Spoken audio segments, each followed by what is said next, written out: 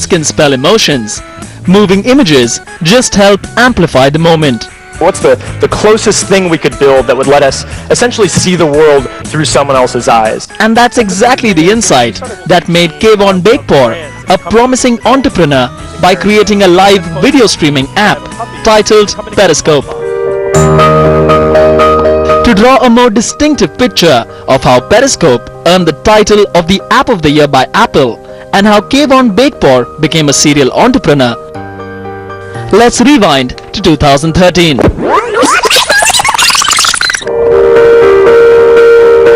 Kayvon Beykpour was in Istanbul along with his partner Joe Bernstein when protest broke out in Taksim Square. He wanted to see what was happening there, so he turned to Twitter. While he could read about the protest, he couldn't really see them. That incident became the pivot around which Periscope was built. Since its inception, Periscope was used around the world for broadcasting live videos of all kinds. Be it of refugees crossing the Turkish border, live streams from various international concerts, or featuring the behind-the-scenes action from the NFL games. Periscope today has more than 10 million users, and in a scenario where video is taking the global stage by storm, Periscope is slowly becoming Twitter's biggest tool to combat the growing popularity of Facebook Live, YouTube and Snapchat.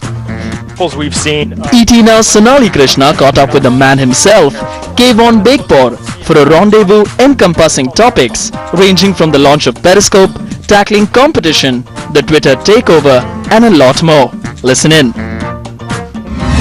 Thank you so much for joining us, Kayvon. Truly a pleasure having you on ET Now. Thanks for having me. So I want to start a little bit with your past and talk to you about how you managed to be who you are, the founder of Periscope at 27, and I believe before this you've had several other companies, so you're the classic case of a serial entrepreneur. I mean, I guess the reason I am who I am is my parents, first and foremost. Oh my God, that's like an Oscar speech. Well, you asked me. No, my parents are both entrepreneurs. My dad has been self-employed forever. My mom, when I was born, quit her job and started a daycare. And she takes care of kids, and she has a very successful business doing that. So I think that's part of what made me interested in doing my own thing. But my co-founder and I, Joe, grew up together, best friends since elementary school, and we've always loved building things together. And we learned how to code at an early age, and one thing led to another, and we just loved building things that hopefully other people would use as well. Did you go to college, or can we put you in the same Hall of Fame as college dropouts? Well, I did go to college and I did graduate. My parents would not have been very happy if I did not graduate, but my co-founder Joe dropped out of college to focus on our first company full time. Okay, so you had your first company, which was called? The company was called Terribly Clever. Okay, and what did you do? Terribly Clever built mobile applications for universities. So imagine you're a student at Stanford, and you need to register for your classes, you need to search the campus map, you need to find out the email address of one of your professors.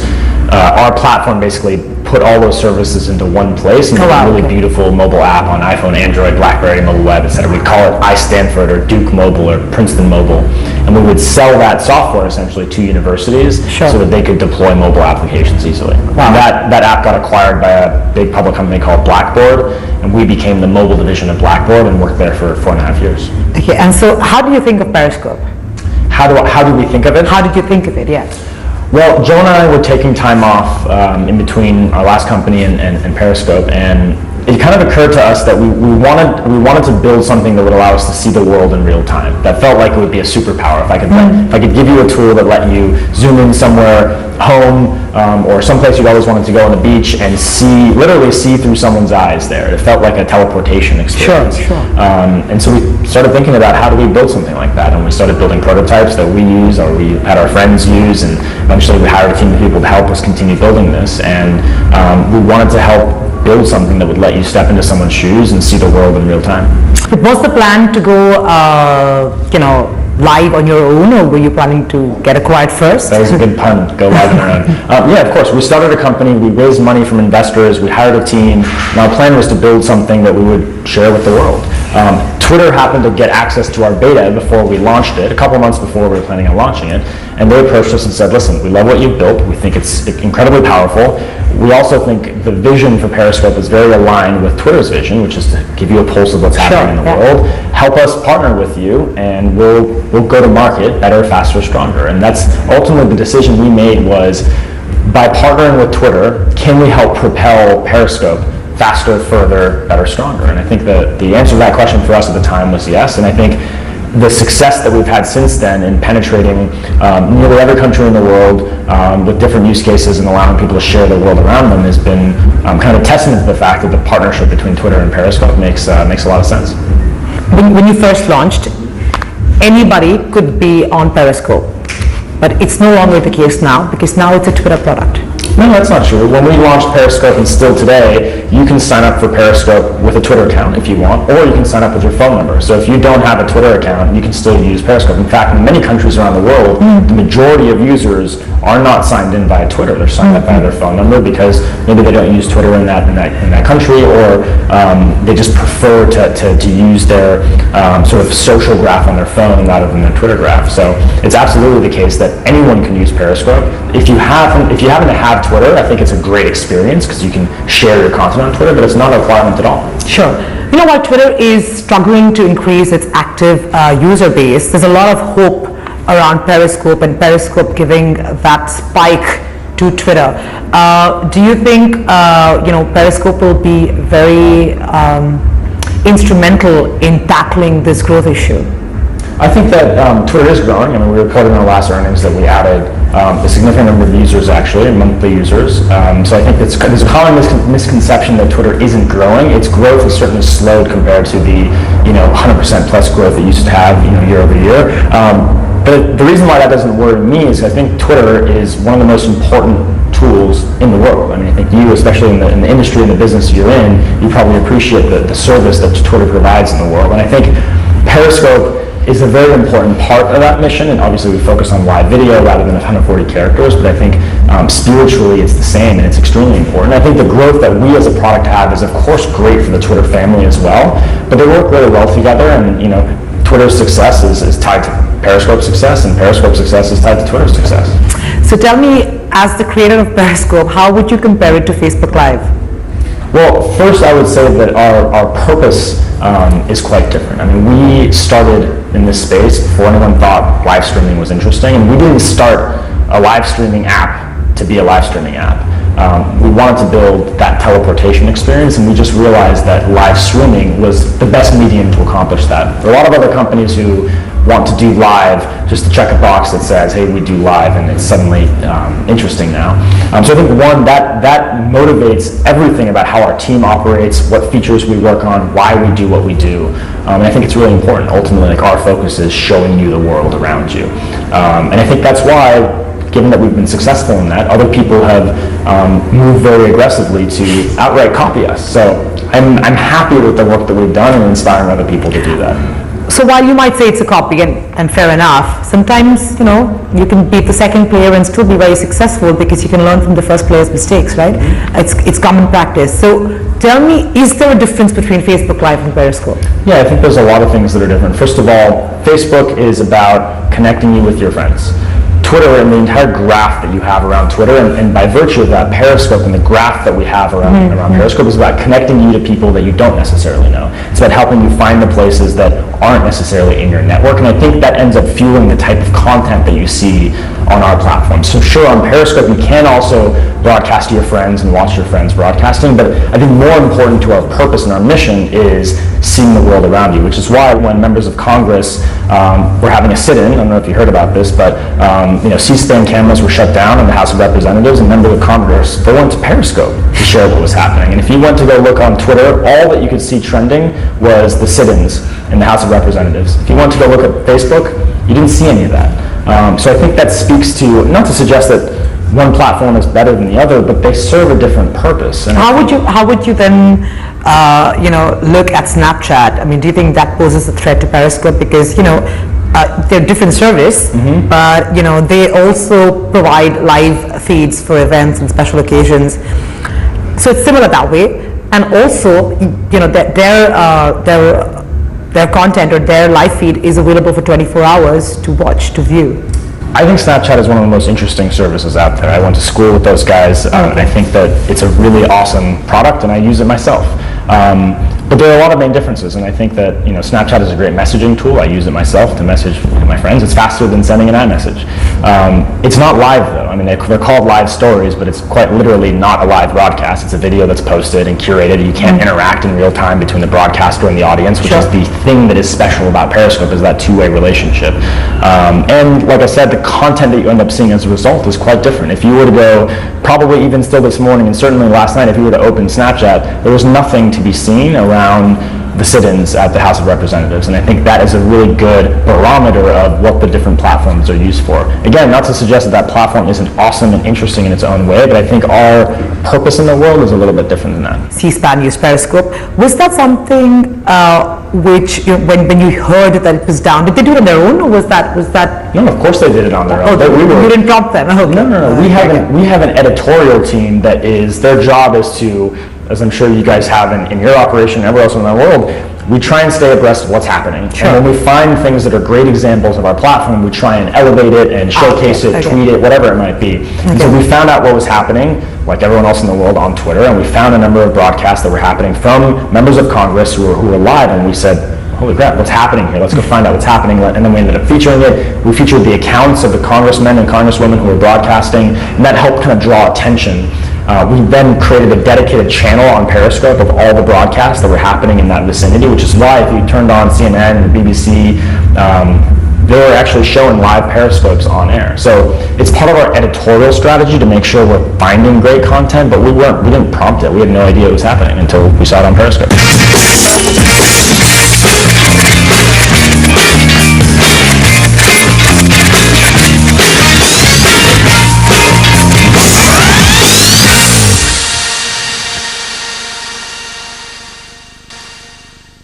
What kind of a revenue model are you looking to follow for Periscope, and do you have any plans in the future of selling advertising space on Periscope? I think one of the fortunate things for us is that given that we have a close partnership and product integration with Twitter, because Periscope's render in the Twitter timeline, we get to leverage a lot of the monetization mechanics that Twitter has kind of naturally. So for example, you see promoted tweets on Twitter. Sure. We now have promoted tweets that are Periscopes, and we've worked with brands and advertisers to actually work on those campaigns. So during the Super Bowl, Doritos had a promoted Periscope.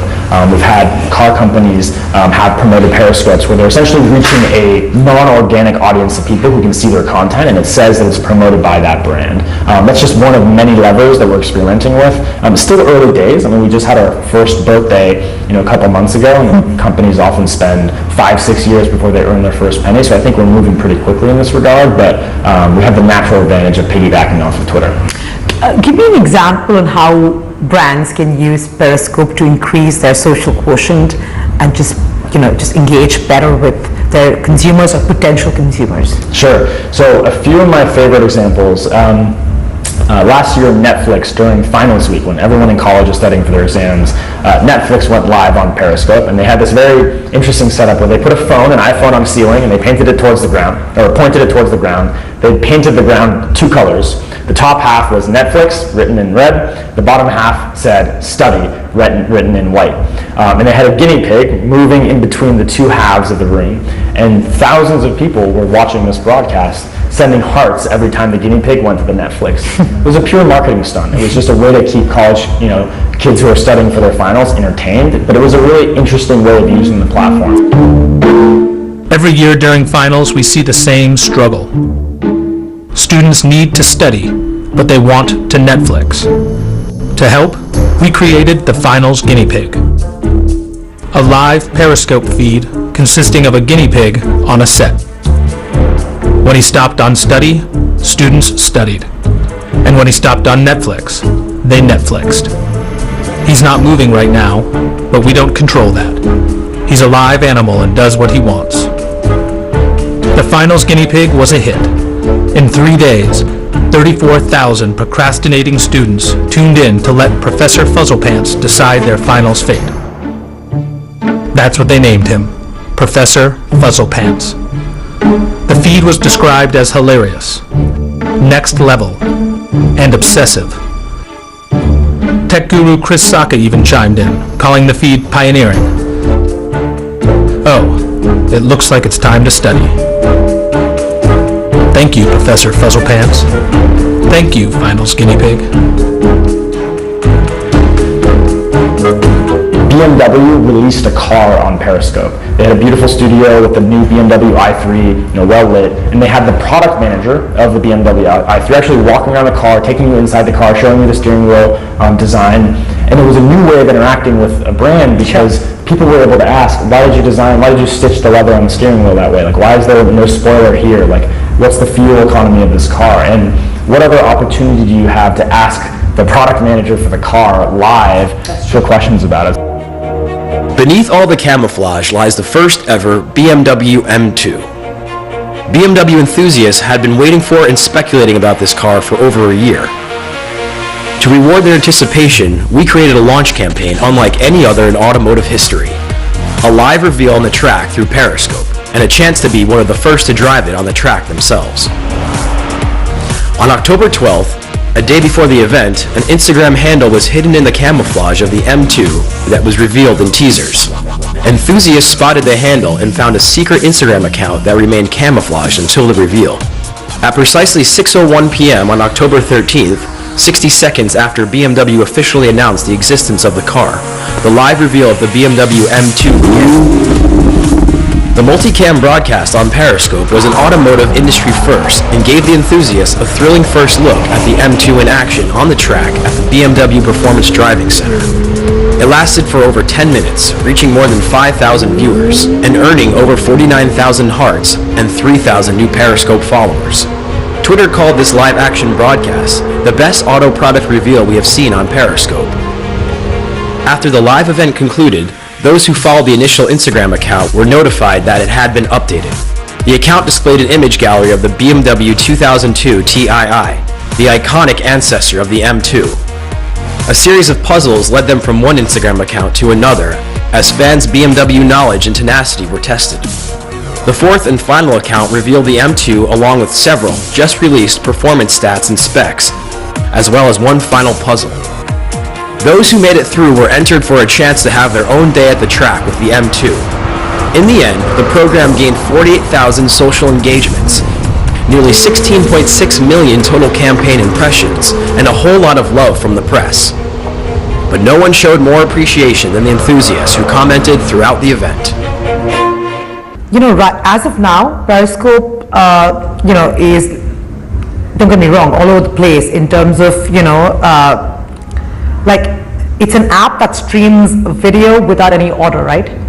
Do you plan to make, the app slightly more organized? Oh, you mean like from a categorization standpoint? Absolutely, yes. So we have our own sense of what organization is. It's maybe not, you may think of sometimes going to a website like Yahoo and it says like sports or news or finance. Sure. That's not how we do organization on Periscope. We take more of a model like Twitter where it's very organic. It's hashtag driven. Okay. So on you may have a hashtag on Periscope called Black Lives Matter, and you can go see all the broadcasts in the Black Lives Matter broadcast. Or you might go look for hashtag Brexit and see all the Brexit related broadcasts. I think that's one of the beautiful things about Twitter that frankly many other networks have copied, because it helps organically people discover and categorize content without having a team of people in our office saying here are all the canonical categories that exist. So, but you can go search all of them. You can go search in Periscope and find categories, places, people, broadcasts. What is the Periscope user base in India as of now, if you have any idea? We don't have any numbers specifically to share, but I'm really blown away by how Periscope has been kind of evolving, especially in other markets around the world that aren't where we're from. I think that's one of the great things about, we're kind of working closer to that vision of seeing the world in real time. If we had this vision of seeing the world and yet all you could see was broadcast in the US, that'd be pretty boring. I think one of the challenges that we have is that in that we're broadcasting live, you need to have a really good network connection. Not really good, but you need to have a certain threshold of a network connection. Sure. And so whether it's India or other places in the world, we have work to do there. Absolutely. But yeah. Yeah. So can I say that right now your focus in Periscope would be A, to better the product, and B, focus on getting more users in more sophisticated markets?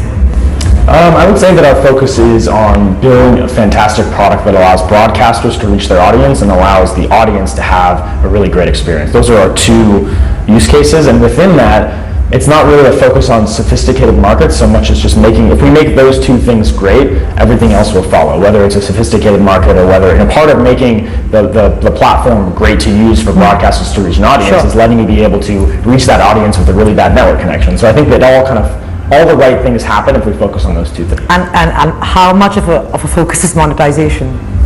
It's something that we're increasingly thinking about, but I think it's at the root of what we're doing are the two things that I mentioned. I think the monetization comes into play in a lot of the surrounding work we're doing, especially with our integration with Twitter, which is a recent kind of effort for us. I mean, only in January did we start doing that product integration, where before January you couldn't see a Periscope rendered live on Twitter, you couldn't broadcast from Twitter. Now you can do those two things on all of our platforms.